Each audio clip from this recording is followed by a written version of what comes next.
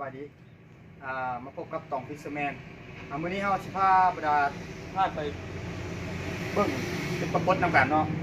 เมื่อคืนฝนตกแห้งเนาะน้ำแดงเนาะสันเฮาสิลองไปเป็นปรากฏลงเบิ่งเนาะสันเฮาไปติดตามกันเลย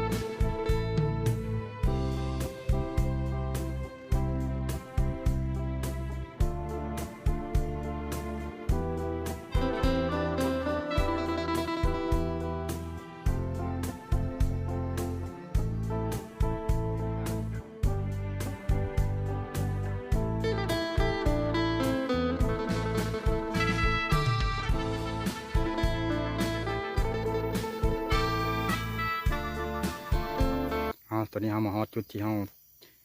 ตึกแล้วเนาะเป็นสายน้ำยม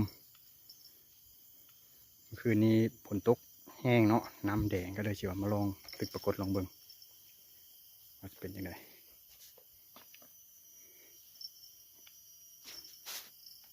เอามาลองในจุดนี้ดูก่อน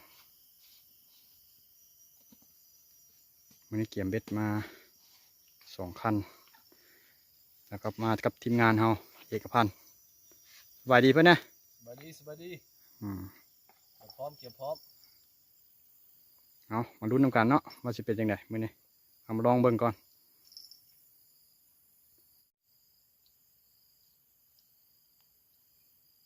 ตอนนี้เราลงเบ็ดไปแล้ว2 คันลุ้น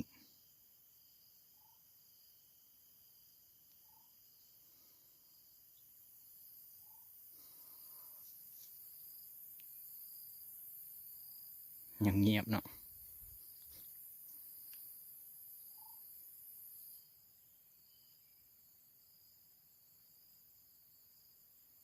เหยื่อที่เราใช้ตึกมื้อนี้ก็แม่นนะเหยื่อใส่ปลา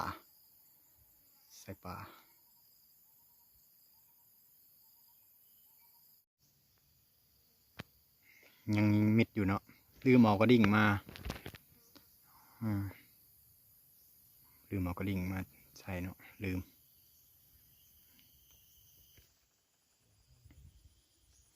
เอา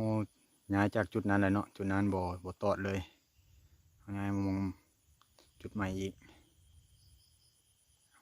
ลงเบ็ดไว้คันหนึ่งแหละลุ้นกันอยู่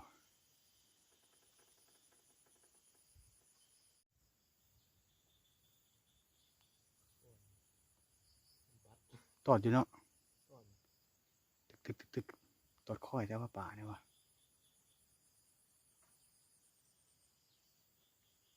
มันติดแล้วบ่อย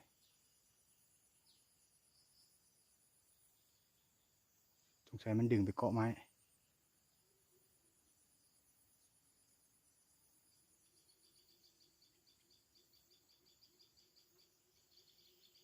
ตอดอยู่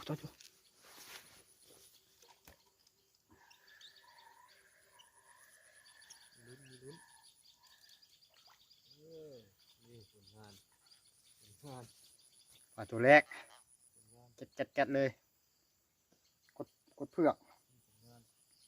กินเนื้อไส้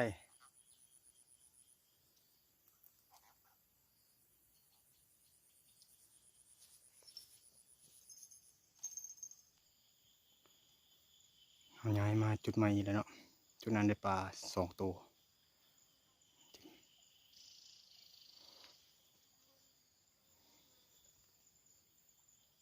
เอาลงเบ็ด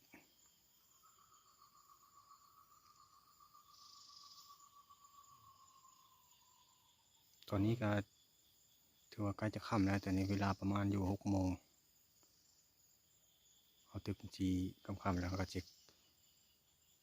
จีจะไปถ่ายทำแล้วเนาะวันนี้เนาะมันจีมืดก่อนเนาะแต่เป็นยังไงจีเอาผลงานมาให้เบิ่งเนาะได้หรือบ่ได้เนาะจีตึกตอนกลางคืนต่อเลยเพราะเอาเกียมโคมไปสายมาแล้วกินแล้ว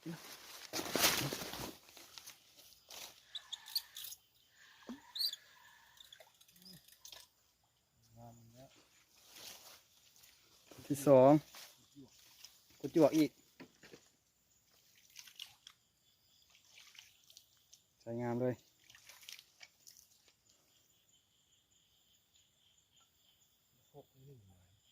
6เนาะ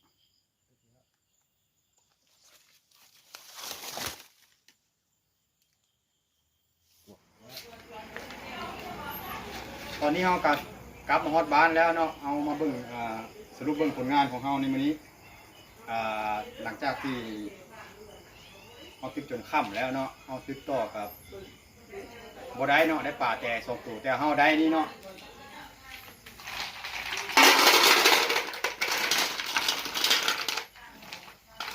หอย บ่ได้ปลาได้แต่หอยมื้อนี้สำหรับการตึกปลาในเดือนนี้ก็ได้ปลาแต่2 ตัวเป็นจังไดก็ขอบใจหลายที่ติดตามรับชมเนาะต้องเซอร์แมนเป็นยังไงครับกดติดตามเพื่อเป็นกำลังใจให้แน่เนาะเพื่อให้ทำคลิป